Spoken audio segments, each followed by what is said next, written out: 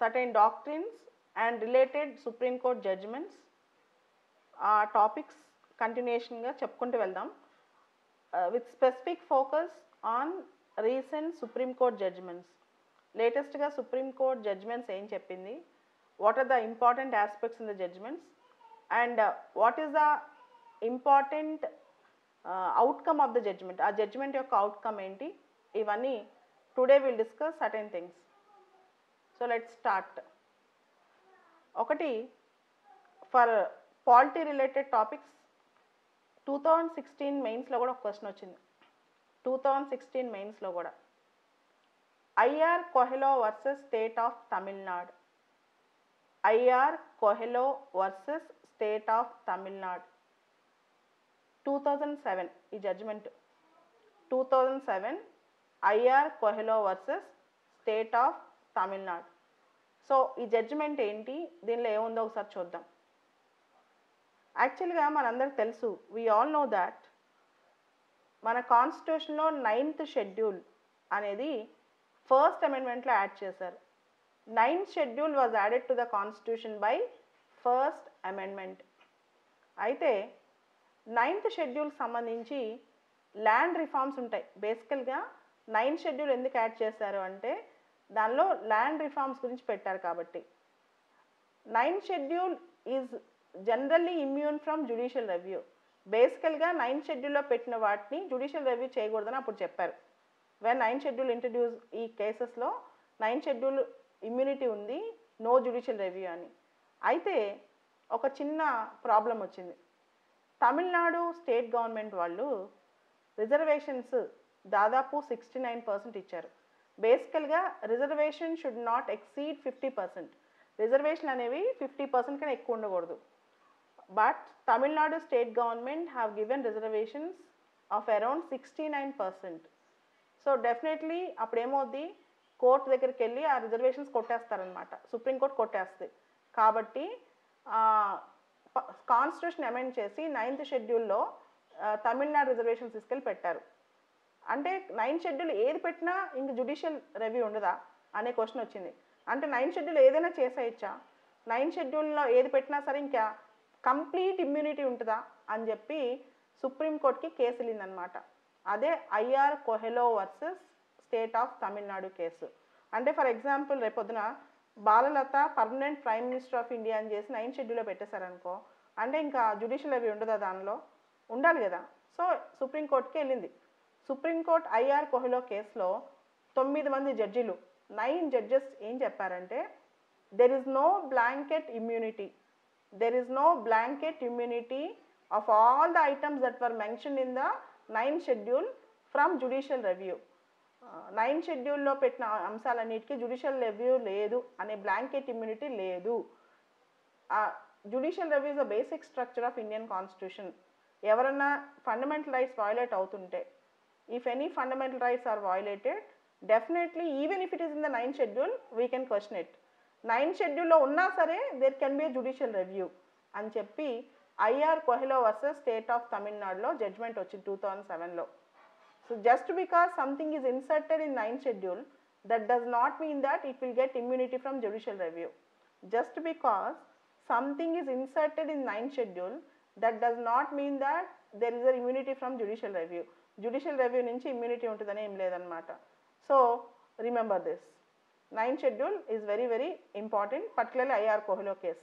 ఈ I R Coelho case సంబంధించి 2016 మెయిన్స్లో క్వశ్చన్ వచ్చింది.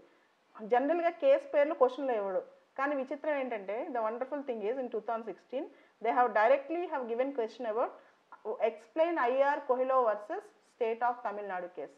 IR Coelho versus state of Tamil Nadu case అని చెప్పి డైరెక్ట్గా 2016 మెయిన్స్లో వచ్చిందనమాట. మెయిన్స్ ఎగ్జామ్లో చాలా తక్కువ మంది దీని గురించి రాయగలిగారు. సో ఐఆర్ కోహెలో కేసు రాసేటప్పుడు ఏం రాయాలి అంటే 9th షెడ్యూల్ అనేది 9th schedule was added by first amendment. 9th షెడ్యూల్ని ఫస్ట్ అమెండ్మెంట్ ద్వారా యాడ్ చేశారు. So generally it is for land reforms, బేసికల్గా అది ల్యాండ్ రిఫార్మ్స్ కోసం. అయితే slowly government started inserting everything in the 9th schedule. తీసుకెళ్ళి వాళ్ళు చేసిన పనులను 9th షెడ్యూల్లో పెట్ట మొదలెట్టారు, ఎందుకంటే జ్యుడిషియరీ టచ్ చేయదు కాబట్టి. So finally in IR Coelho versus State of Tamil Nadu, a 9 judges Supreme Court bench, a 9 judges Supreme Court bench, 9 మంది జడ్జిలు గల సుప్రీం కోర్ట్ ధర్మాసనం, 9 judges Supreme Court judge bench said that 9 షెడ్యూల్లో పెట్టినంత మాత్రం, just because something is there in 9 schedule, it is not immune from judicial review. And IR Coelho case in 2007 has already upheld authority of judiciary, final authority of judiciary to review even the items which are included in the 9th schedule, even the items which are included in the 9th schedule. If there is some item which is included in the 9th schedule which is against basic structure of the constitution, 9th schedule లో ఏదైనా item include చేసి అది constitution యొక్క basic స్ట్రక్చర్ని తీసేస్తుంటే డెఫినెట్గా judiciary can question it అనమాట, డెఫినెట్గా judiciary can question it. This is called IR Coelho versus state of Tamil Nadu 2007. ఈ case కంప్లీట్గా బైహార్ట్ చేసేసేయాలి. ఒకవేళ క్వశ్చన్ డైరెక్ట్గా రాకపోయినా రిజర్వేషన్స్ గురించి వచ్చినా, జుడిషియల్ రివ్యూ గురించి వచ్చినా, బేసిక్ స్ట్రక్చర్ గురించి వచ్చినా, ఏది వచ్చినా సరే IR Coelho కేసు పూర్తి స్థాయిలో రాయాలి మీరందరూ. Okay, IR Coelho versus union of India. నేను ఓకే అంటే చెయ్యి ఓపెన్ చాలు, మీకు అర్థమవుతుందని. Okay, done. నెక్స్ట్ కేస్ మీరు వినే ఉంటారు. లాస్ట్ 2 months నుంచి సుప్రీంకోర్టులో రకరకాల జడ్జిమెంట్స్ వస్తూ ఉన్నాయి, పర్టికులర్గా లాక్డౌన్ గురించి. అదంతా ఇది చిన్నదే అవ్వండొచ్చు కానీ గుర్తుపెట్టుకోండి, ఈ COVID-19 టెస్ట్లు కనుక ప్రైవేట్ ల్యాబ్స్ కనుక చేస్తే, COVID-19 టెస్ట్లు ప్రైవేట్ ల్యాబ్స్ కనుక చేస్తే those who can afford they can pay the fee అన్నమాట. సుప్రీంకోర్టు చెప్పింది. ICMR Indian council for medical research ఎంతైతే fee పెట్టుద్దో, those who can afford can pay the fee for COVID-19 test. చాలామంది సుప్రీంకోర్టుకి వెళ్ళారు, COVID-19 టెస్టులు జరుగుతున్నాయి, దానికి అందరు కంప్లీట్గా ఇండియా మొత్తానికి ఫ్రీ ఇవ్వాలని చెప్పి. సుప్రీంకోర్టు చెప్పింది అది జరగదు, కంప్లీట్ ఫ్రీ మనం చేయలేమని చెప్పింది అనమాట సుప్రీంకోర్టు. సో ఈవెన్ చిన్న చిన్న విషయాలే అప్పుడప్పుడు మీరు రాయొచ్చు అనమాట. ఇండియాలో ఇప్పుడు పరిస్థితి చాలా దారుణంగా ఉంది కాబట్టి, so supreme court side those who can afford for test they can pay అనమాట. So let's go to the next issue. ఇంకొక ఇంపార్టెంట్ కేసు, ఇలా వరుస పెట్టి ఇంపార్టెంట్ కేసెస్ నిన్న చెప్పిన డాక్టరీన్స్ రిలేటెడ్ మొత్తం చెప్పేస్తాను. Next important case Kihoto Hollohan versus Zachillhu. Kihoto Hollohan versus Zachillhu. నేను స్పెల్లింగ్ చెప్తాను. KIHOTO, KIHOTO, Kihoto Hollohan, HOLLOHAN, Kihoto Hollohan, HOLLOHAN versus Zachillhu, ZACHILLHU. Kihoto Hollohan versus Zachillhu, ZACHILLHU and others. Kihoto Hollohan versus Zachillhu and others, 1992. ఈ కేసు 1992. కానీ ఈ కేసు ఒక ఇంపార్టెంట్ విషయంలో మనకు రెగ్యులర్గా వస్తూనే ఉంటుంది. 2019లో 4-5 సార్లు అన్ని న్యూస్ పేపర్స్లో ఈ కేసు రిపీటెడ్ అయింది.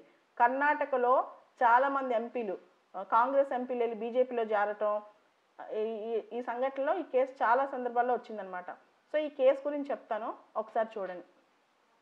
మనందరికి తెలుసు ఇండియన్ పాలిటిక్స్లో ఆయారాం గయారాం అంటే డిఫెక్షన్స్ అనేవి చాలా కామన్ అని చెప్పి, ఒక పార్టీ టికెట్ తీసుకుని గెలిచి నెక్స్ట్ పార్టీకి వెళ్ళిపోతారని చెప్పి. సో దాంతో ఏమైంది అంటే ఇక్కడ 52nd అమెండ్మెంట్లో 1985 52nd అమెండ్మెంట్లో anti defection law తీసుకొచ్చారు. యాంటీ డిఫెక్షన్ లా తీసుకొచ్చారనమాట. యాంటీ డిఫెక్షన్ లా అంటే ఒక చిన్న ఇష్యూ గుర్తుపెట్టుకోండి.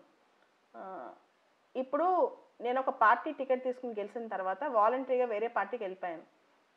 సో వెళ్ళిపోయినప్పుడు అది నా ఇష్టం కదా, నేను ఎమ్మెల్యే అయ్యిండొచ్చు, ఎంపీ అయ్యిండొచ్చు, నా ఇష్టం కదా. కానీ ఇండియన్ పాలిటిక్స్లో అలా కాదు. నన్ను చూసి ఓటేయరు, నా పొలిటికల్ పార్టీని చూసి ఓటేస్తారు, నా పార్టీ ఇచ్చిన మేనిఫెస్టో చూసి ఓటేస్తారు. కానీ నేను అలా అనుకోను. అయితే నేను ఒక చిన్న ఎగ్జాంపుల్ చెప్తాను చూడండి. ఈ రోజున నా పార్టీకి సంబంధించి నా పార్టీ ఒక డెసిషన్ తీసుకుంది. సే నేను బీజేపీ ఎంపీ 2006లో మా పార్టీ డిమానిటైజేషన్ చేసింది, నా పార్టీలో ఉన్న గవర్నమెంట్ డిమానిటైజేషన్ చేసింది, నాకు నచ్చలేదు. నేను దానికి వ్యతిరేకంగా ఓటేయటం తప్ప కాదా అనే దాని మీద క్వశ్చన్స్ అనమాట. సో పార్టీ ఏది చెప్తే అది వినాలా, పార్టీ విప్ ఏదిస్తే అది ఫాలో అవ్వాలా, పార్టీ విప్ అంత పవర్ఫుల్లా అంటే పార్టీ ఏది చెప్తే అది వినాలా. 1985లో యాంటీ డిఫెక్షన్ లా వస్తే 1992లోనే ఈ కేసు తెర మీదకి వచ్చింది. ఈ కేసు చాలా ఇంపార్టెంట్. ఈ కేసు ఏంటంటే, does the individual MLAs or MPs have the right to dissent? అంటే పార్టీ చెప్పిన విషయంలో కాకుండా నాకు ఇదే ఇష్టం అని నేను ఇండివిజువల్గా ఓటేస్తాను, నా పార్టీ చెప్పింది నేను వినక్కర్లేదు. Does the individual MPs or MLAs have the right to dissent? దీని మీద ఈ కేసులో జడ్జిమెంట్ వచ్చింది. సుప్రీంకోర్టు ఏం చెప్పింది తెలుసా? The individual MLAs or MPs have to follow the party whip. వాళ్ళకి ఇండివిజువల్ డిసెంటింగ్ పవర్స్ లేవు, పార్టీ ఏ చెప్తే అదే వినాలి. ఇండియన్ మేనిఫెస్టోస్లో పొలిటికల్ పార్టీస్ ఫుల్ కంట్రోల్ ఉండాలన్నమాట. ఎందుకంటే the MPs or MLAs can sell their votes for money. వాళ్ళు రేపొద్దు నో కాన్ఫిడెన్స్ మోషన్లోనో ఆ మోషన్లోనో డబ్బులు తీసుకుని చేయొచ్చు. లేదా వాళ్ళ మినిస్టర్ ఎవరైనా మినిస్టర్షిప్ ఇస్తా ఉన్నారనుకోండి, జంప్ అయిపోవచ్చు. కాబట్టి అదంతా కుదరదు. The individual MLAs or MPs should listen to their party orders, party whips, party directions అదే వినాలి. నీకు ఇండివిజువల్గా ఏమీ లేదు అని చెప్పింది క్విహోతు హోలోహాన్ వర్సెస్ జోచిల్హు. ఇది చాలామంది ఈ మధ్య విమర్శిస్తున్నారు. Many are criticising this judgement. Kihoto Hollohan versus Zachillhu correct కాదు. జస్ట్ బికాజ్ ఒక పార్టీ టికెట్ ఇచ్చి నేను ఆ పార్టీలో గెలిచినంత మాత్రాన, ఒక పార్టీ టికెట్ ఇచ్చి నేను ఆ పార్టీలో గెలిచినంత మాత్రాన నేను అనుకుని చేయకుండా ఉండకూడదు అని చెప్పి. సో గుర్తుపెట్టుకోండి, Kihoto Hollohan versus Zachillhu even today it holds good. అయితే ఇప్పుడు దీన్ని మార్చాలని చాలామంది అంటున్నారు. కానీ సుప్రీంకోర్టు ఏం చెప్తుందంటే, పార్టీ చెప్పిందే వినాలి, పార్టీ ఏ డైరెక్షన్స్ అదే చేయాలి. You should follow your party order, you should follow your party dictum. Even today the 52nd Amendment anti defection law ఏదుందో that holds good. This is the judgement called Kihoto Hollohan versus Zachillhu. ఈ judgement చాలా సందర్భాల్లో ఈ మధ్య తీర్పుల్లో వచ్చిందనమాట. Just remember this. అండ్ ఈ judgement మీద బాగా రీసెర్చ్ చేయండి. తర్వాత నెక్స్ట్ అయిపోయింది కదా, ఇది రాసుకున్నారా? Let's go to the next thing. ఈ మధ్య మీరు చూసారు, లాస్ట్ మంత్ నిర్భయ కన్విక్ట్స్ని ఉరి తీసేశారు. నలుగురిని ఒకటేసారి ఉరి తీశారు. వాళ్ళు పాపం దే ట్రైడ్ ఎ లాట్. ఏంటి, ఇండివిజువల్గా మెర్సీ పిటిషన్ పెట్టుకున్నారు, ఇండివిజువల్గా అప్పీల్ చేసుకున్నారు, లాస్ట్ మినిట్ వరకు స్ట్రగుల్ చేశారు. వాళ్ళని పాపం అనకూడదు, కానీ వాళ్ళు చావు భయం మాత్రం చూస్తే పాపం అనిపిస్తుంది. ఇక్కడ జైలు అడిగారు, తీహార్ జైలు వాళ్ళు అడిగారు, ముందు అప్పీల్ పెండింగ్ ఉన్న వాళ్ళని వదిలేస్తాము, మెర్సీ పిటిషన్ పెండింగ్ ఉన్న వాళ్ళని, మిగతా వాళ్ళని ఊరు తీసేస్తామని. కానీ సుప్రీంకోర్టు ఒప్పుకోలేదు, ఢిల్లీ కోర్ట్స్ కూడా ఒప్పుకోలేదు. దానికి కారణం ఏంటి తెలుసా?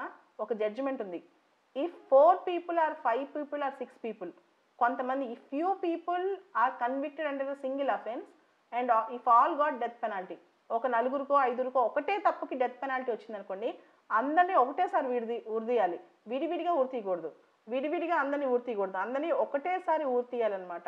We have to hang them at a single time అనమాట. ఇదే ఈ జడ్జిమెంట్ డిస్కషన్లోకి వచ్చింది. చాలా న్యూస్ పేపర్స్లో కూడా ఇది రాశారు లాస్ట్ మంత్లో. Harbans Singh versus state of UP and others. Harbans Singh, HARBANS, Harbans Singh, HARBANS, Harbans Singh versus state of UP and others. Harbans, HARBANS, Harbans Singh versus state of UP and others. 1982. ఇది 1982 జడ్జిమెంట్ అనమాట. ఈ జడ్జిమెంట్ మళ్ళీ ఎందుకు న్యూస్లోకి వచ్చిందంటే, because of Nirbhaya incident convicts కూడా అడిగారు కాబట్టి వచ్చిందనమాట. All the death sentenced convicts, all the convicts అంటే ఎవరు? Whose crime was proved. Convicts అంటే ఎవరు? Whose crime was proved. Accused అంటే ఎవరు? Whose crime is yet to be proved. Convict అంటే వాళ్ళ దోషిత్వం నిర్ధారణ అయిపోయింది, వాళ్ళు తప్పు చేశారని తేలిపోయింది అనమాట. All the death sentenced convicts, all the convicts who got death sentence should be executed together. They should be executed at the same time. They should be executed together. They should be executed at the same time. They should be executed together. So గుర్తుపెట్టుకోండి. అందుకనే నిర్భయ దోషులు విడివిడిగా application పెట్టినా అందరినీ ఊరి తీయకుండా ఆపేసి చివరి అందరి అప్లికేషన్స్, ఆల్ ఆప్షన్స్, అన్ని ఆప్షన్స్ ఎక్స్ప్లోర్ అయిపోయిన తర్వాత ఇంకా no option is available for them. ఆ టైంలో ఇంకా వాళ్ళని ఊరి తీశారు. వాళ్ళు లాస్ట్లో మళ్ళా క్యూరేటివ్ తప్పు జరిగింది అది ఇది అని వేసినా ఇంక ఒప్పుకోలేదన్నమాట. This is Harbans Singh versus state of UP and others, 1982. Okay, next case. ఇప్పుడు మనం చూసాం గవర్నమెంట్ లాస్ట్ 1 month నుంచి ఒక ఆర్డర్స్ ఇచ్చింది. COVID-19 సంబంధించి వాట్సాప్ కానీ సోషల్ మీడియా కానీ ఇంకే మీడియా అయినా సరే చెడు వార్తలు ప్రచారం చేస్తే if you spread fake news you will be punished అని చెప్పి. సో ఇక్కడ అసలు ఈ ఫేక్ న్యూస్ ఏంటి, మనకి ఇలాంటి కేస్ స్టడీ ఏమైనా ఉందా, దీనికి సంబంధించి ఎలా పనిష్ అవుతారు, freedom of speech and expression ఏంటి, కొంచెం బ్యాక్కి వెళ్ళి దీని మీద ప్రిపేర్ అవ్వాలన్నమాట. So first thing, you all know we have fundamental right, article 19 clause 1 clause A. 19(1)A ప్రకారం freedom of speech and expression, that is our fundamental right. But you all know that freedom of speech and expression is not unrestricted, not unqualified. Freedom of speech and expression అనేది unrestricted, unqualified కాదు.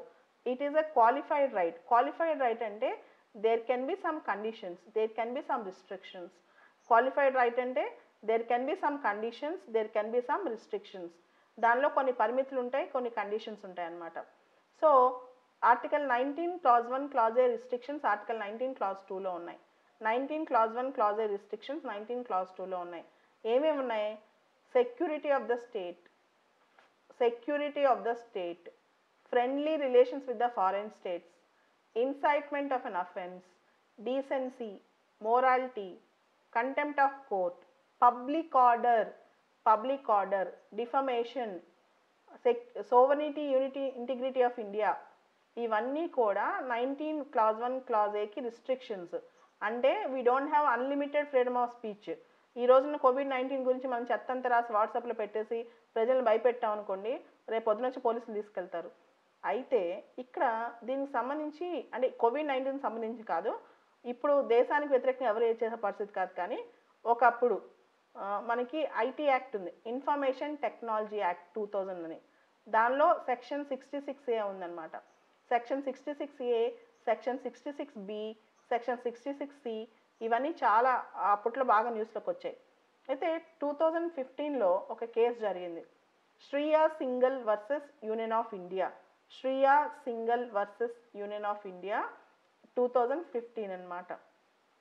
Sriya Singhal versus union of India 2015లో అసలు ఏం జరిగింది చూడండి. చాలామంది అప్పట్లో section 66A of IT act కింద అరెస్ట్ చేసేవాళ్ళు. ఉదాహరణకి ఫేస్బుక్లో నువ్వు ఎవరైనా తిట్టావనుకో, వచ్చి పోలీసులు వచ్చేసేవాళ్ళు అనమాట.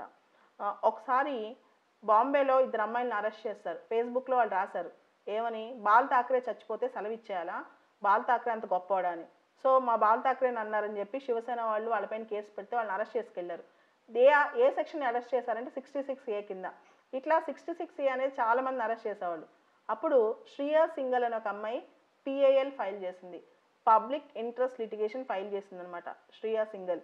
ఏమని అంటే, ఇండియాలో ఫండమెంటల్ రైట్ ఉంది, freedom of speech and expression, article 19 clause 1 clause A. ఆ ఫండమెంటల్ రైట్ని తీసేస్తున్నారు, 66A తప్పు, 66A ఇస్ అన్కాన్స్టిట్యూషనల్ అని.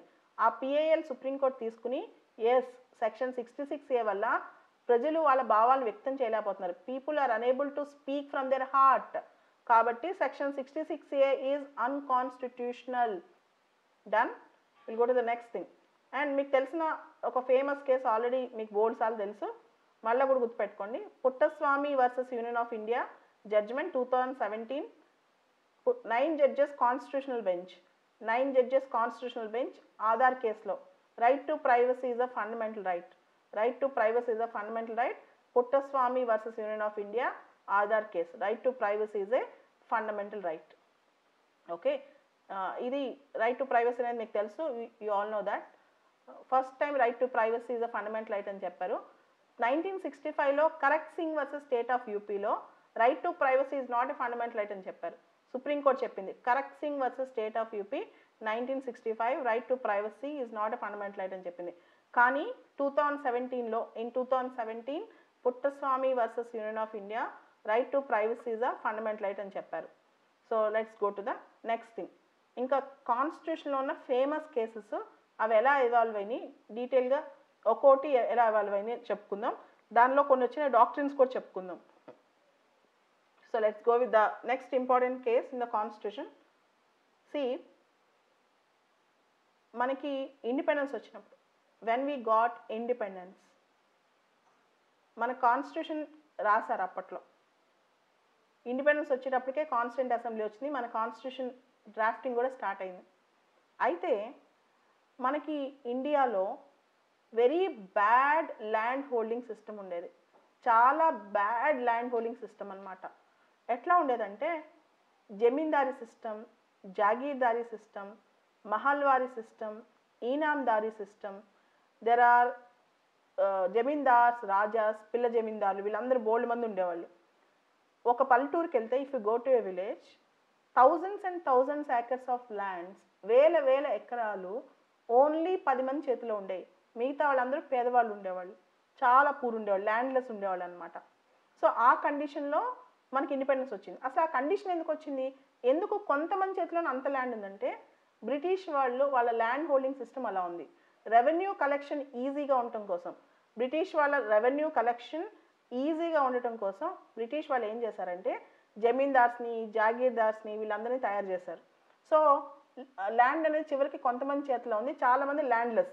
So 99% of the people have no land or minimum land. Very few people have large tracts of land in India. చాలా తక్కువ మంది దగ్గర ఎక్కువ ల్యాండ్ ఉంది, ఎక్కువ మంది దగ్గర అసలు ల్యాండే లేదనమాట. ఇది కండిషన్. ఈ కండిషన్లో మనకి ఇండిపెండెన్స్ వచ్చింది. ఇండిపెండెన్స్ వచ్చిన తర్వాత మనకి కాన్స్టిట్యూషన్ రాసుకున్నాం. 1950 జనవరి 26వ తారీఖున మన కాన్స్టిట్యూషన్ వచ్చింది. అప్పుడు right to property is a fundamental right. ఆస్తి హక్కు ప్రాథమిక హక్కు. Right to property is a fundamental right. Right to property fundamental right ఉండేది. సో రైట్ టు ప్రాపర్టీ ఒక పక్క ఫండమెంటల్ రైట్. ఉదాహరణకి నా దగ్గర కొన్ని వేల ఎకరాల ల్యాండ్ ఉంది, నా దగ్గరే పెట్టు కూర్చున్నాను, నా ఊర్లో చాలామంది పేదవాళ్ళు ఉన్నారు, నేను అంటాను right to property is my fundamental right, నాకు ఇంక వేరే వాళ్ళతో సంబంధం లేదు, it is my fundamental right అంటాను. సో దీనికి పార్లమెంట్ ఏం చేస్తుందంటే ఎలా అయినా సొల్యూషన్ తీసుకురావాలి, ఈ ప్రాబ్లమ్కి సొల్యూషన్ తీసుకురావాలి. ఇండియాలో ఈక్వల్ డిస్ట్రిబ్యూషన్ ఉండాలి. ఎగ్జాక్ట్ ఈక్వల్ డిస్ట్రిబ్యూషన్ ఎక్కడ తీసుకురాలేం, ఎగ్జాక్ట్గా పర్ఫెక్ట్ ఈక్వాలిటీ ఎక్కడ తీసుకురాలేం, కానీ level of degree of equality అనేది ఇండియాలో తీసుకురావాలి, ఒక పర్సంటేజ్ ఆఫ్ ఈక్వాలిటీ అనేది ఇండియాలో తీసుకురావాలి అని చెప్పి అప్పుడు పార్లమెంట్ ఏం చేస్తుందంటే ఫస్ట్ అమెండ్మెంట్ చేసింది. ఫస్ట్ అమెండ్మెంట్ చేసే కాన్స్టిట్యూషన్కి 9th షెడ్యూల్ యాడ్ చేసింది. ఒరిజినల్గా మన కాన్స్టిట్యూషన్లో 8 షెడ్యూల్స్ ఉన్నాయి, కానీ ఫస్ట్ అమెండ్మెంట్ ద్వారా మన కాన్స్టిట్యూషన్లో 9th షెడ్యూల్ యాడ్ చేసింది. ఈ 9th షెడ్యూల్లో ల్యాండ్ రిఫార్మ్స్ అనేది తీసుకొచ్చింది. ఈ 9th షెడ్యూల్లో ల్యాండ్ రిఫార్మ్స్ అనేది తీసుకొచ్చింది అనమాట. ల్యాండ్ రిఫార్మ్స్ అంటే ఉన్నవాడి దగ్గర ల్యాండ్ తీసేసుకుని పేదవాడికి ఇవ్వటం. ల్యాండ్ రిఫార్మ్స్ అంటే ల్యాండ్ సీలింగ్స్ విధించడం. టు ఇంట్రడ్యూస్ ల్యాండ్ సీలింగ్ అనమాట. ల్యాండ్ సీలింగ్ అంటే ఒక్కొక్క ఏరియాని బట్టి వెట్ ల్యాండ్ ఎంత ఉంది, డ్రై ల్యాండ్ ఎంత ఉంది, ఇలా ల్యాండ్ని రెగ్యులేట్ చేసి ఎక్కువ ల్యాండ్ ఉన్న దగ్గర తీసుకుని తక్కువ వాడికి ఇచ్చేయడం. 9th షెడ్యూల్లో ల్యాండ్ రిఫార్మ్స్ పెట్టి స్టేట్స్కి చెప్పింది ల్యాండ్ సీలింగ్ చట్టాలు చేసి ల్యాండ్ తీసేసుకోండి అని చెప్పి. ఇది కాన్స్టిట్యూషన్ అమెండ్మెంట్. ఫస్ట్ అమెండ్మెంట్ చేసి 9th షెడ్యూల్ యాడ్ చేశారు, దాన్ని కాన్స్టిట్యూషన్ అమెండ్మెంట్ అంటారు. అయితే శంకరీ ప్రసాద్ అనే ఒక అబ్బాయి ల్యాండ్ తీసేసుకున్నారు. శంకరీ ప్రసాద్ అనే ఒక అబ్బాయి ల్యాండ్ తీసేసుకున్నారు. తీసేసుకున్న తర్వాత అబ్బాయి కోర్టుకు వెళ్ళాడు. ఏమనంటే నా ల్యాండ్ ఎందుకు తీసుకున్నారు, అది నా fundamental right, right to property is my fundamental right. Supreme court ఏం చెప్పింది తెలుసా? ఇక్కడ మనకి ఒక ఆర్టికల్ ఉంది, ఆర్టికల్ 13 1(3). ఆర్టికల్ 13 ఏం చెప్తుంది? Law should not be against fundamental rights. Article 13 ఏం చెప్తుందంటే law should not be against fundamental rights. అయితే if a law is against fundamental right we can review it. ఒక లా ఫండమెంటల్ రైట్ విరుద్ధంగా చేస్తే review చేయొచ్చు. అదే judicial review, doctrine of judicial review అని. అయితే సుప్రీంకోర్టు ఏం చెప్పిందంటే 9th షెడ్యూల్ అనేది కాన్స్టిట్యూషన్ అమెండ్మెంట్లో యాడ్ చేశారు. 9th schedule was added by constitution amendment but not through law. Law making power is different, constitution amendment power is different. Law making power వేరు, constitution amendment power వేరు. లా making power is a legislative power, constitution amendment power is a constituent power. Law making power is a legislative power, constituent amendment power is a constituent power. ఇది బాగా గుర్తుపెట్టుకోండి. ఇదే prospect over ruling జడ్జిమెంట్కి link చేయాలి. లా making power వేరు, constitution amendment power వేరు. లా making power is a legislative power, constitution amendment power is a constituent power. So supreme court చెప్పింది Shankari Prasad government ఏం తప్పు చేయలేదు, పార్లమెంట్ ఏం తప్పు చేయలేదు, because your land was taken away not by law but by constitutional amendment అని చెప్పింది. Because Shankari Prasad have property which was taken away and right to property is fundamental right. So Shankari Prasad అయితే సజ్జన్ సింగ్లో కూడా సేమ్ జడ్జిమెంట్ వచ్చింది, same to same judgement వచ్చింది. So లా making power వేరు, constitutional amendment power వేరు అని చెప్పి. అయితే ఇలా చాలా కేసులు జరిగాయి. ఫైనల్గా 1967లో Golaknath versus state of Punjab, Golaknath versus state of Punjab, ఈ కేసు చూడండి. ఈ కేసు టైంకి మీ అందరికి తెలుసు ఇందిరాగాంధీ ఇండియాకి ప్రైమ్ మినిస్టర్ అయిపోయారు 1966లోనే. అండ్ ఇండియాలో దారుణాలు కూడా స్టార్ట్ అయిపోయాయి స్లోగా. డ్రెకోనియన్ హార్ష్ ప్రైమ్ మినిస్టర్స్ రావడం మొదలెట్టారు. అండ్ ప్రైమ్ మినిస్టర్ ఏది చెప్తే అదే జరుగుతుంది ఇండియాలో. స్లోగా ఇంప్రూవ్ అయిపోయింది పరిస్థితి. సే ఫర్ ఎగ్జాంపుల్ బాగా ఊహించుకోండి, ఇప్పుడు మీరు ప్రైమ్ మినిస్టర్ అయ్యారు, మీరు ఈరోజు ప్రైమ్ మినిస్టర్ అయ్యారు, మీ చేతిలో 303 మంది ఎంపీస్ ఉన్నారు లోక్సభలో, రాజ్యసభలో కూడా అంత ఎక్కువ మీ చేతిలో ఉంది. ఇప్పుడు కాన్స్టిట్యూషనల్ అమెండ్మెంట్ అంటే ఎంత ఈజీ చేయొచ్చు, మీరు ఇప్పుడు ఏదైనా ఈజీగా చేసేయచ్చు కదా కాన్స్టిట్యూషనల్ అమెండ్మెంట్ అంటే. సో మీ చేతిలో ఒక 303 మంది ఎంపీలు ఉండి లోక్సభలో, మెజారిటీ ఆఫ్ ద రాజ్యసభ మీ చేతిలో ఉంటే మీరు ఏ కాన్స్టిట్యూషనల్ అమెండ్మెంట్ చేయొచ్చు కదా. మీరు ఇప్పుడు చూసుంటారు ఆంధ్రప్రదేశ్లో శాసన మండలి రద్దు, లెజిస్లేటివ్ కౌన్సిల్ రద్దు చేయాలని ట్రై చేస్తున్నారు. స్టేట్ ఎలక్షన్ కమిషనర్ని తీసేశారు కూడా. సో ఇవన్నీ ఎప్పుడైతే మనకి లోక్సభలో కానీ స్టేట్ లెజిస్లేచర్లో కానీ స్ట్రెంగ్త్ ఉందో ఎవరేదనుకుంటే అది చేయొచ్చు అనమాట. అది జరుగుతుంది. సో అది ఆపటానికి అప్పట్లోనే జస్టిస్ సుబ్బారావు అని ఆయన ఉండేవాళ్ళు. జస్టిస్ సుబ్బారావు ఆయన ఏం చేశారంటే Golaknath versus state of Punjab 1967లో, Golaknath versus state of Punjab 1967లో జస్టిస్ సుబ్బారావు ఒక మాట అన్నారు. See fundamental rights cannot be taken away. అది రైట్ టు ప్రాపర్టీయా, రైట్ టు లైఫా, రైట్ టు ఈక్వాలిటీ అవన్నీ పక్కన పెట్టండి. Fundamental rights cannot be taken away. Fundamental rights అనేవి తీసేయలేం even by constitutional amendment. Parliament should not touch fundamental rights even by constitutional amendment. Constitutional amendment చేసినా సరే parliament fundamental రైట్స్ని తీసేయకూడదు అని చెప్పారు. అనేసరికి మీరు ఒకసారి గమనించండి, శంకరి ప్రసాద్ కేసులో ఆస్తి హక్కు, సజ్జన్ సింగ్ కేసులో ఆస్తి హక్కు, తర్వాత గోలక్నాథ్ కేసులో ఆస్తి హక్కు, అప్పటికే కొన్ని వందల కేసులు అయిపోయినాయి. పార్లమెంట్ కానీ స్టేట్ లెజిస్లేచర్స్ కానీ చట్టాలు చేసేసినాయి. ఫైనల్గా ల్యాండ్ సీలింగ్ కింద బోల్డ్ అంత ల్యాండ్ తీసేసుకున్నారు. ఒకవేళ కనుక గోలక్నాథ్ కేసులో the judgment have retrospective effect అన్నారు అనుకోండి. The judgment have retrospective effect అంటే అంతకుముందు లాస్ట్ 15-16 ఏళ్ళ నుంచి తీసుకున్న ల్యాండ్ మొత్తం రిటర్న్ ఇచ్చేయాలి. అది గవర్నమెంట్ వల్ల కాదు. అందుకని ఆయన ఏమన్నాడంటే my judgment parliament should not touch fundamental rights even by constitutional amendment. My judgment will only have prospective effect, should not have retrospective effect. అంటే నేను ఇచ్చిన జడ్జిమెంట్ ఫ్యూచర్ కేసులో అప్లై అవుతుంది, ప్రీవియస్ కేసులో అప్లై అవ్వదు అని. అంటే ప్రీవియస్ కేసులో కూడా పెడితే అప్పుడు శంకరి ప్రసాద్ వెళ్ళి నా ల్యాండ్ ఇచ్చేయండి అంటాడు, సజ్జన్ సింగ్ వెళ్ళి నా ల్యాండ్ ఇచ్చేయండి అంటాడు. అందుకని the doctrine of prospective over ruling was pronounced in the case of Golaknath versus state of Punjab 1967. అప్పటి నుంచి కూడా పార్లమెంటు ఫండమెంటల్ రైట్స్ని తీయకూడదు ఈవెన్ బై కాన్స్టిట్యూషనల్ అమెండ్మెంట్ చేసి కూడా తీయకూడదు అనమాట. అదే గోలక్నాథ్ కేసు. అయితే మీ అందరికీ తెలుసు Indira Gandhi is the prime minister. అప్పట్లో స్ట్రాంగ్ ప్రైమ్ మినిస్టర్ ఇందిరాగాంధీ. ఈ జడ్జిమెంట్కి ఆమె కోపం వచ్చింది. ఎందుకంటే పార్లమెంటు కాన్స్టిట్యూషన్ అమెండ్మెంట్ చేసి ఫండమెంటల్ రైట్స్ తీయకూడదు అంటే పార్లమెంట్ అంటే ఎవరైతే స్ట్రాంగ్ ఉంటారో వాళ్ళే పార్లమెంట్, ఎవరికైతే ఎక్కువ ఎంపీస్ ఉంటారో వాళ్ళే పార్లమెంట్ కదా. కోపం వచ్చి 24th అమెండ్మెంట్ చేసింది కాన్స్టిట్యూషన్కి. 24th అమెండ్మెంట్ 1971, 24th అమెండ్మెంట్ చేసింది 1971 చేసి nothing in article 13 clause 4 add చేసింది.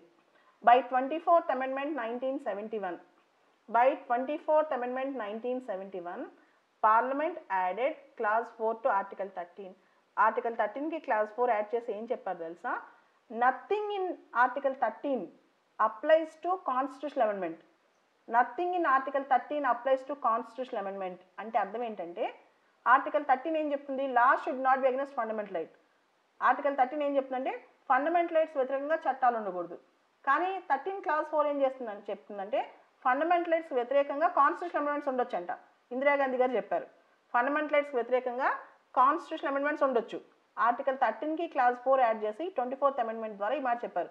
అంటే ఏంటి, కాన్స్టిట్యూషన్ అమెండ్మెంట్ ద్వారా పార్లమెంటు కాన్స్టిట్యూషన్తో ఆడుకోవచ్చు, ఏదైనా చేసేయచ్చు అని ఆవిడ చెప్పారు.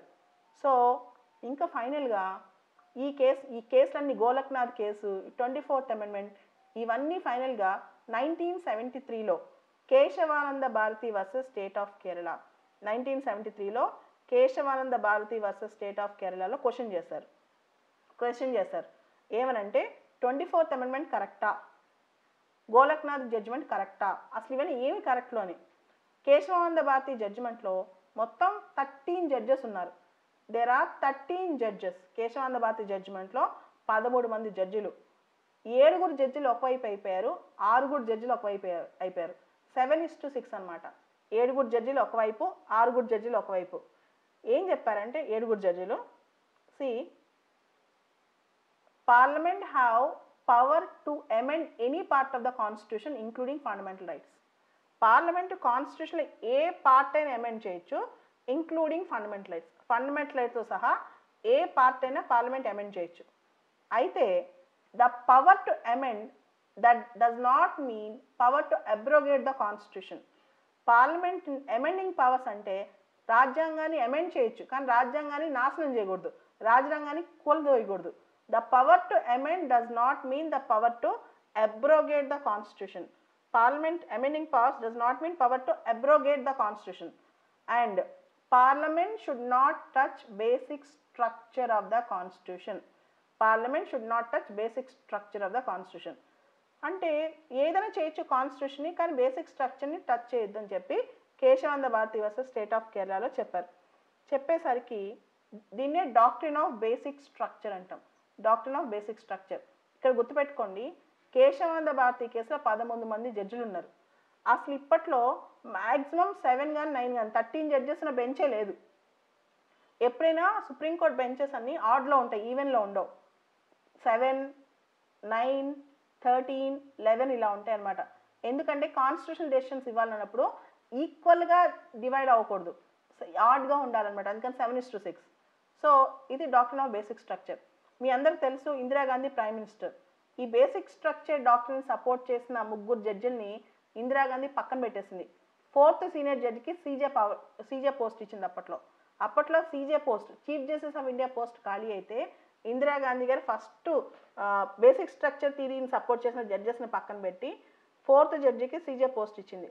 సో ఇలా జరుగుతున్నప్పుడు ఇంకొక కేసులో Indira Gandhi versus Raj Narayan. Next 1975 Indira Gandhi versus Raj Narayan. 1975 Indira Gandhi versus Raj Narayan అనే కేసు అనమాట. ఈ కేసులో ఏం జరిగిందో చూడండి. ఇందిరాగాంధీ ఎలక్షన్స్లో కంటెస్ట్ చేసింది. ఆ ఎలక్షన్స్లో తన ఆఫీస్ మొత్తం ప్రైమ్ మినిస్టర్ ఆఫీస్ అంతా వాడిందంట. ఈ ఎలిగేషన్తో ఏం జరిగింది అంటే డైరెక్ట్గా ఆమె మీద కేసు వేశారు. Indira Gandhi as a prime minister misused her office. Indira Gandhi misuse చేసేసింది తన ఆఫీస్ అని చెప్పి ఇందిరాగాంధీ మీద కేసు వేశారు. రాజనారాయణ అంటాడు, ఆమె common man, Indira Gandhi is the prime minister, she used all her office to manipulate the elections అని. సో 1971లో జరిగిన ఈ ఎలక్షన్స్, కానీ జడ్జిమెంట్ కేమ్ ఇన్ 1975. 1971 ఎలక్షన్ జరిగితే జడ్జిమెంట్ కేమ్ ఇన్ 1975. ఏం చెప్పారు తెలుసా? Rule of law is a basic structure, and rule of law is an important thing in the Indian constitution. Be you are a prime minister, Raj Narayan might be a common man. No prime minister అయ్యుండొచ్చు, Raj Narayan common man అయ్యుండొచ్చు, కానీ లా ఇద్దరికీ సమానమే. నువ్వు prime minister అయ్యుండొచ్చు, Raj Narayan common man అయ్యుండొచ్చు, కానీ లా ఇద్దరికీ సమానమే అని చెప్పారనమాట. So that is Indira Gandhi versus Raj Narayan 1975. Doctrine of basic structure ఏమో Kesavananda Bharati, doctrine of rule of law ఏమో Indira Gandhi versus Raj Narayan, doctrine of prospective overruling ఏమో Golaknath versus state of Punjab, doctrine of judicial review article 13 and Minerva Mills versus union of India. బాగా doctrines అన్ని గుర్తుపెట్టుకోండి.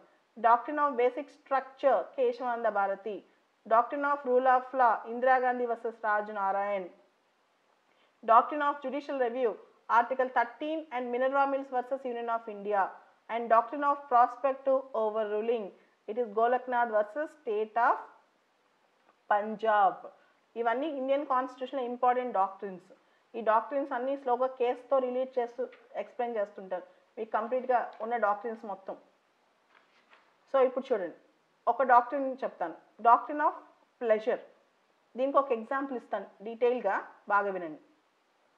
ఇప్పుడు మనం central government, state గవర్నమెంట్లో పనిచేస్తాం. మీరు ఐఏఎస్ పాస్ అయ్యారనుకోండి, యూ విల్ బి అండర్ డెప్యుటేషన్లో ఉన్నా సరే సెంట్రల్ గవర్నమెంట్ చెప్పింది వినాలి, స్టేట్ గవర్నమెంట్ చెప్పింది వినాలి. అలానే మీరు స్టేట్ పోలీస్లో పనిచేస్తున్నారు, స్టేట్ గవర్నమెంట్ ఏది చెప్తాను వినాలి. ఇప్పుడు చూసారు లాస్ట్ 1.5 months నుంచి పోలీస్ ఎంత కష్టపడుతున్నారు. స్టేట్ గవర్నమెంట్ ఇచ్చిన ఆర్డర్స్ని పోలీస్ ఫాలో అవుతారు. అలానే సెంట్రల్ గవర్నమెంట్ ఈరోజు చాలా ఎస్టాబ్లిష్మెంట్ చెప్పింది, వచ్చి అందరూ పని చేయండి, అందరూ ఇళ్ళలో కూర్చోవద్దు అని చెప్పి. సో గవర్నమెంట్ ఇచ్చిన ఆర్డర్స్ మనం ఫాలో అవుతుంటాం. అయితే మన ఇండియన్ కాన్స్టిట్యూషన్లో ఒక ఆర్టికల్ ఉంది, article 310 of the Indian constitution. Article 310 310 అనమాట. That is doctrine of pleasure గురించి చెప్తుంది. It speaks about doctrine of pleasure. యాక్చువల్గా ఈ ప్లెజర్ అనే కాన్సెప్ట్ మనం బ్రిటన్ నుంచి తీసుకున్నాం. మన ఉద్యోగంలో చేరిన తర్వాత మనకి సుప్రీం బాస్ ఎవరు, మనం ఎవరి కింద పనిచేస్తాం, ఎవరు servant, we are expected to be the servant of crown. We are expected to be the servant of crown అనమాట. అక్కడెక్కడ బ్రిటన్లో. ఇండియాలో అయితే we are expected to be serving under government of India and our superior power is if you are central government officer president. State గవర్నమెంట్లో అయితే governor అనమాట. So all central government staff will hold office during the pleasure of the president. All state government staff will hold office during the pleasure of the governor. దీన్నే doctrine of pleasure అంటాం. 30 sections. ఒక లా ఉంది, దానిలో 30 sections ఉన్నాయి. దానిలో 5 sections are against fundamental rights. 5 sections are against fundamental rights. ఆ 5 sections cut చేసేయాలా, మొత్తం లాని తీసేయాలా. If you successfully remove, if you can successfully remove 5 sections, if you can successfully remove 5 sections without defeating the objectivity of the law, if you can successfully remove 5 sections without defeating the objectivity of the law, ఆ 5 sectionలో కనుక ఆ చట్టంలోంచి తీసేసిన ఆ లా కనుక తన పని తను చేయగలిగితే, ఆ లా కనుక పూర్తిగా సమర్థవంతంగా పనిచేస్తుంది అనుకుంటే, అప్పుడు then you can separate the sections which are against the fundamental rights but still uphold the law. అంటే ఒక చట్టం నుంచి కొన్ని సెక్షన్ తీసేసినా, ఫండమెంటల్ రైట్స్ వ్యతిరేకమైన చట్టం సెక్షన్స్ తీసేసినా, మిగతా అన్నీ బాగుంటే కనుక you can go with that law అనమాట. That is called doctrine of severability. Severability అంటే ఏం లేదు, ఫండమెంటల్ రైట్స్ వ్యతిరేకంగా ఉన్న సెక్షన్స్ తీసేసినా ఆ లా పనిచేస్తుంది అంటే అంతవరకు కట్ చేస్తారు, అంతవరకు ఆ లాని కట్ చేస్తారనమాట. జనరల్గా లా ఫండమెంటల్ రైట్స్ వ్యతిరేకంగా ఉంటే లా చెల్లదు. కానీ ఆ లాలో కొన్ని ప్రొవిజన్స్ మాత్రమే ఫండమెంటల్ రైట్ వ్యతిరేకంగా ఉంటాయి. ఆ లా కొన్ని ప్రొవిజన్స్ మాత్రమే ఫండమెంటల్ రైట్ వ్యతిరేకంగా ఉంటే దెన్ ఆ లా చెల్లుతుంది అనమాట. దెన్ ఆ ప్రొవిజన్స్ని కట్ చేస్తారు. దీన్నే డాక్ట్రిన్ ఆఫ్ సెవరబిలిటీ లేదా డాక్ట్రిన్ ఆఫ్ సపరేటబిలిటీ అంటారు. This is called doctrine of severability or separability. తర్వాత you have doctrine of legitimate expectation. Doctrine of legitimate expectation ఇది మన కాన్స్టిట్యూషన్ అప్పుడప్పుడు వస్తుంటుంది. What is this legitimate expectation? ఈరోజు ఎగ్జాంపుల్ తీసుకొని చెప్తాను. ఈ రోజున ఇండియాలో కంప్లీట్ లాక్డౌన్ ఉంది. So those who can afford stay back in the house, వాళ్ళు ఇంట్లో ఉండిపోతున్నారు. కానీ those who are migrant labours, workers, ఎవరైతే బయటికి వెళ్ళి పని చేస్తే ఆ రోజు గడిచిద్దో వాళ్ళకి అన్నం కావాలి. గవర్నమెంట్ నుంచి వాళ్ళు ఏమి ఎక్స్పెక్ట్ చేస్తారు? Basic constitutional right to access to food, right to access to work, ఇవి ఎక్స్పెక్ట్ చేస్తారు. There are certain legitimate expectations by the people from the government which are their constitutional rights. కొన్ని government నుంచి expect చేస్తారు. ఉదాహరణకి government మన అందరినీ బయటికి రావద్దు అని. బయటికి రావద్దు అంటే ఆకలేసేవాడి పరిస్థితి ఏంటి? అది గవర్నమెంట్ చూసుకోవాలి. That we expect from them, that we expect from government అనమాట. దీన్నే లెజిటిమేట్ ఎక్స్పెక్టేషన్. నేను మీకు చిన్న ఎగ్జాంపుల్ చెప్పాను అంతే, దీనిలో ఇంకా బోల్డ్ ఉంటాయి. ఉదాహరణకి మనకి ఉద్యోగాలు ఇవ్వాలి అంటే ఎవరైతే బాగా చదువుకుంటారో, ఎవరైతే కష్టపడి ఎగ్జామ్ రాస్తారో వాళ్ళకి ఉద్యోగాలు ఇవ్వాలి, నోటిఫికేషన్లు ఇవ్వాలి. That is doctrine of legitimate expectation. లేదా మన రోడ్ మీద నడుస్తున్నాం, we are walking on the road అనమాట. సడన్లీ సంబడి అటాక్డ్ us, కొంతమంది మనం అటాక్ చేశారు, పక్కనే పోలీసు ఉన్నారు. We expect the police that they should protect us. పోలీసులు మనం ఎక్స్పెక్ట్ చేస్తాం మనం కాపాడాలి అని. ఇవన్నీ కాన్స్టిట్యూషన్లో మనకి ఇచ్చిన రైట్స్ అనమాట. They are legitimate expectations.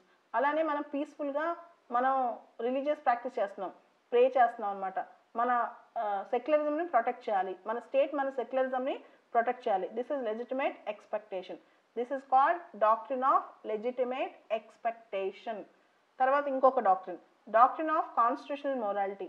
ఇది అంబేద్కర్ గారు వచ్చినప్పుడల్లా పేపర్లో దీని గురించి వస్తూ ఉంటుంది. డాక్ట్రిన్ ఆఫ్ కాన్స్టిట్యూషనల్ మొరాలిటీ ఇది ఎక్కువగా ఎవరు వాడారంటే బిఆర్ అంబేద్కర్. ఆయన ఏం చెప్తారంటే కాన్స్టిట్యూషనల్ మొరాలిటీని మర్చిపోవద్దు. Constitution is not just a document, it is a sacrosanct thing. అంటే రాజ్యాంగం అనేది ఒక పవిత్రమైనది, దానిలో ఉన్న స్పిరిట్ని అర్థం చేసుకోండి. You should understand the spirit of it, you should follow that in letter and spirit. Constitutional స్పిరిట్ని ఫాలో అవ్వండి. సో ఫర్ ఎగ్జాంపుల్ రిలీజన్ ఉంది, secularism truly not name sake అనమాట. You should not follow secularism just for eyewash or name sake, you should follow it truly. అలానే every right to equality, follow it truly. Our Indian constitution is pervasive with social justice, భారత రాజ్యాంగంలో సామాజిక న్యాయం ఉంది, follow it truly. That is called constitutional morality. So don't misuse the constitution, use it in letter and spirit. That is called constitutional morality. అలానే నిన్న ఒక డాక్టర్ని చెప్పాను, అది మళ్ళా రిపీట్ చేస్తాను, just listen carefully. Doctrine of repugnancy. ఇది ఇంకొకసారి బాగా వినండి, స్టార్ మార్క్ ఇది question. Doctrine of repugnancy, REPUGNANCY. Doctrine of repugnancy, REPUGNANCY. What is this doctrine of repugnancy? See, in our constitution there are 12 schedules. మన కాన్స్టిట్యూషన్లో 12 schedules ఉన్నాయి. In the seventh షెడ్యూల్లో 3 లిస్టులు ఉన్నాయి, union list, state list, concurrent list. Seventh షెడ్యూల్లో 3 లిస్టులు ఉన్నాయి, union list, state list, concurrent list. So ఈ 3 లిస్టులు మేము చూస్తే కాంకరెంట్ లిస్ట్లో సెంట్రల్ లా చేయొచ్చు, స్టేట్ లా చేయొచ్చు. కాంకరెంట్ లిస్ట్లో చూస్తే సెంట్రల్ లా చేయొచ్చు, స్టేట్ కూడా లా చేయొచ్చు అనమాట.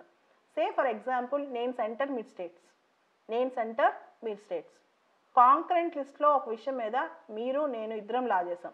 కాంకరెంట్ లిస్ట్లో ఒక విషయం మీద మీరు నేను ఇద్దరం లా చేసాం. జనరల్గా ఒకే విషయం మీద మీరు నేను లా చేస్తే నా లా ప్రివేల్ అవుద్ది, నేను సెంటర్ కాబట్టి, నేను ఎక్స్పీరియన్స్డ్ కాబట్టి. కానీ అకార్డింగ్ టు ఆర్టికల్ 254లో ఇలా ఉంది. Generally in a concurrent list, if both center and states make a law, the law made by the center will prevail over the state law. Generally in the concurrent list, if the law is made by the center and states, the law made by the center will prevail over the state made law. కానీ there is an exception for it. దీనికి ఒక exception ఉందన్నమాట. Exception ఏంటంటే if the state law is made after the center's law, center law చేసిన తర్వాత అదే విషయం మీద స్టేట్ లా చేసింది, దెన్ ఆ స్టేట్ గవర్నర్ ఆ లాని ప్రెసిడెంట్కి పంపించుంటే, ప్రెసిడెంట్కి అసెంట్ కోసం ఏ ఆర్టికల్ ప్రకారం మనం ప్రెసిడెంట్కి పంపిస్తాం? Governor can send bill for the assent of the president, article 201 ప్రకారం.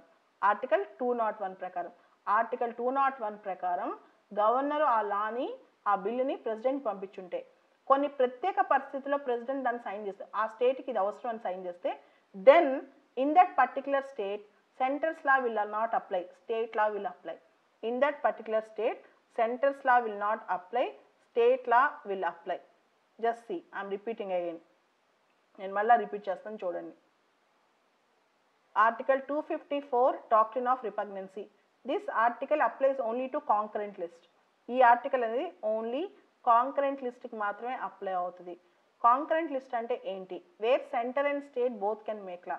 మన కాన్స్టిట్యూషన్లో 7th షెడ్యూల్లో 3 లిస్టులు ఉంటాయి, దానిలో కాంకరెంట్ లిస్ట్ ఉంది. కాంకరెంట్ లిస్ట్లో centre and state both can make law. So దీనిలో ఏం జరిగింది అంటే ఇద్దరు లా చేశారు. కాంకరెంట్ లిస్ట్లో ఒక విషయమే ఇద్దరు లా చేశారు. ఈ లా 2 తేడా ఉన్నాయి, దాంతో సెంటర్స్ లా ప్రివేల్ అవుద్ది. కానీ దానికి ఒక ఎక్సెప్షన్ ఉంది. ఆ ఎక్సెప్షన్ ఏంటంటే సెంటర్ లా చేసిన తర్వాత కాంకరెంట్ లిస్ట్లో ఒక స్టేట్ లా చేసింది, ఆ స్టేట్ చేసిన లాని, ఆ బిల్లుని ఆ స్టేట్ గవర్నర్ కనుక ప్రెసిడెంట్కి పంపించుంటే, ప్రెసిడెంట్ దాన్ని సైన్ చేస్తుంటే, ఆ స్టేట్లో స్టేట్ చేసిన లానే ప్రివేల్ అవుద్ది, సెంటర్ చేసిన లా ప్రివేల్ అవ్వదు. ఇదే doctrine of repugnancy, article 254. This is doctrine of repugnancy, article 254, 254. దీనే డాక్ట్రిన్ ఆఫ్ రిపగ్నెన్సీ అంటాం.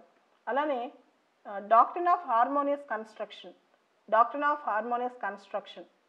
Doctrine of harmonious construction. What is this harmonious construction అంటే ఏం లేదు. ఒక కాన్స్టిట్యూషన్ ఉంది, మనకు ఇండియన్ కాన్స్టిట్యూషన్ ఉంది, నార్మల్ లాస్ ఉన్నాయి, లేదా సెంట్రల్ లా ఉంది, స్టేట్ లా ఉంది. వీలైనంత వరకు ప్రతి లాని అనుసంధానించి చదవాలి, హార్మోనియస్గా కన్స్ట్రక్ట్ చేయాలి.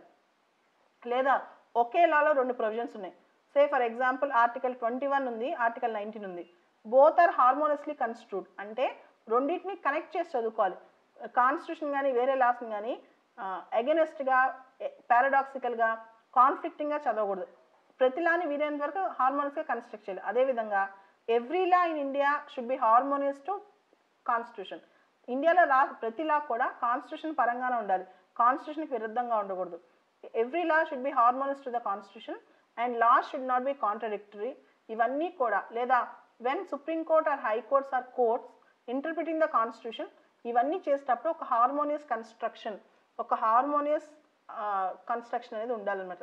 దీన్నే హార్మోనియస్ కన్స్ట్రక్షన్ అంటారు.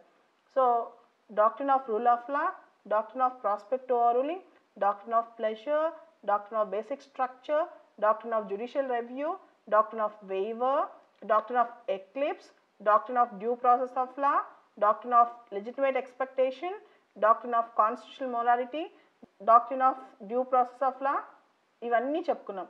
నిన్న ఇంకో 2 చెప్పాను, అవి కూడా ఒకసారి చెప్తాను చూడండి. Doctrine of pith and substance.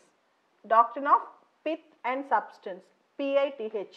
Doctrine of pith and substance. What is this doctrine of pith and substance? See, I am the center, you are the states. నేను సెంటర్, మీ స్టేట్స్ అనుకున్నాం కొంతసేపు. జనరల్గా యూనియన్ లిస్ట్లో సెంటర్ లా చేయాలి, state లిస్ట్లో state లా చేయాలి. నేనేం చేశానంటే కావాలని మీ దానిలోకి లా చేసేసాను. పైన నా లా ఉంది, నా లా కనపడుతుంది, పైన నేను చేసే నా డొమైన్ అనిపిస్తుంది. But I'm doing law in your domain అనమాట. I'm entering in to your domain. So అప్పుడు కోర్టు చూస్తుంది సెంటర్ కావాలని చేసిందా లేదా టైంపాస్కి చేసిందా, దుర్బుద్ధితో చేసిందా అని. Next doctrine of pith and substance.